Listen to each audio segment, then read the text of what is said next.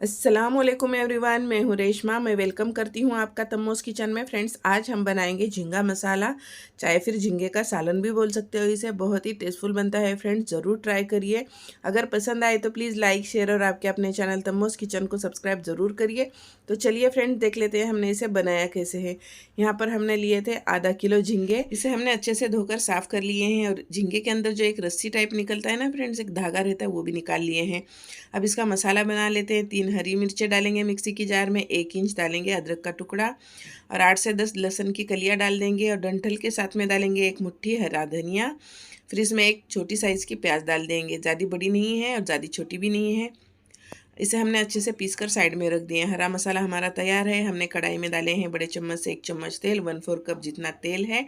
इसमें हम डालेंगे मीडियम साइज़ की एकदम फाइन चॉप कर प्याज। अगर आप फाइन नहीं चॉप कर पा रहे हो फ्रेंड्स, तो कद्दूकस कर लीजिएगा। एकदम से बारीक करना है प्याज को, ना पीसना नहीं है, सिर्फ इसे कद्दूकस कर लीजिए, चाहे फाइन चॉप कर लीजिए। अब हम इसे अच्छे तरीके से तेल में भून लेते हैं, हल्का सा कलर चेंज होने तक के। हमारे प्याज का कलर भी चेंज हो गया है फ्रेंड्स।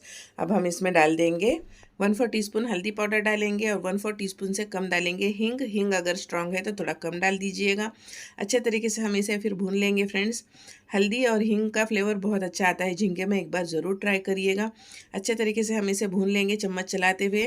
और हमने हींग और हल्दी को अच्छे तरीके से 1.5 से 2 मिनट तक के भून लिए हैं। अब इसमें डाल देंगे झींगा, यानी कि प्रॉन्स डाल दिए हैं अच्छे तरीके से। फिर हम चम्मच चलाते हुए इसे भूनेंगे, लो टू मीडियम फ्लेम रखेंगे।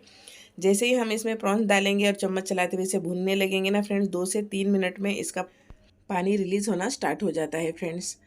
अब देखिए हमारे झींगे ने थोड़ा सा पानी छोड़ दिया है, आप देख सकते हो। अब हम इसे थोड़ा सा और भूनेंगे फ्रेंड्स।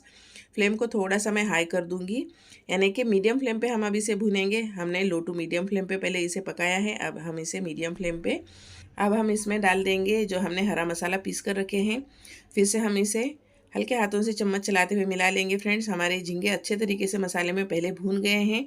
झींगे पकने के लिए वक्त नहीं लगता है फ्रेंड्स।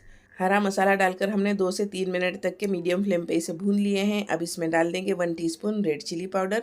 लाल मिर्चों का पाउडर डाले हैं हमने 1 टीस्पून। अगर आप थोड़ा सा तीखा पसंद करते हो तो और डाल सकते हो। चम्मच चलाते हुए हम इसे मिला लेंगे। अब इसमें हम पानी ऐड करेंगे, पहले इसे भून लेंगे अच्छे तरीके से, फिर थोड़ा सा पानी डालूंगी मैं। अगर आपको ग्रेवी नहीं चाहिए तो आप इसमें पानी मत डालना। इसके ऊपर ढक्कन कवर कर इसे ऐसे ही पका लीजिएगा, तो ड्राई झींगा मसाला हो जाएगा फ्रेंड्स। मैं इसमें थोड़ा सा ग्रेवी बनाऊंगी, इसलिए मैं इसमें थोड़ा सा पानी डालूंगी, 1 कप जितना पानी डालूंगी, ज़्यादा नहीं। पहले हम टमाटर डाल देंगे इसमें। टमाटर हमने देसी टमाटर का इस्तेमाल किए हैं, थोड़ा सा खट्टा होता है फ्रेंड देसी टमाटर। अगर आपके पास नहीं है तो आपके पास जो टमाटर है उसे डाल दीजिए। हमने इसमें 2 टमाटर डाले हैं पीस कर। फिर इसमें नमक डाले हैं, 1/2 टीस्पून नमक, आप अपने टेस्ट के अकॉर्डिंग डालिएगा। अच्छे तरीके से हम फिर से इसे मिला लेंगे। अब हम इसमें डालेंगे सुहाना का मटन मसाला 1 टीस्पून फुल भरकर। अगर आपके पास सुहाना वाला मटन मसाला नहीं है तो आप एवरेस्ट का डाल दीजिए, चिकन मसाला, कोई भी मसाला डाल सकते हो फ्रेंड्स, या फिर गरम मसाला डाल दीजिए। 1 टीस्पून डालना है। चम्मच चलाते हुए फिर हम इसे मिक्स कर लेंगे।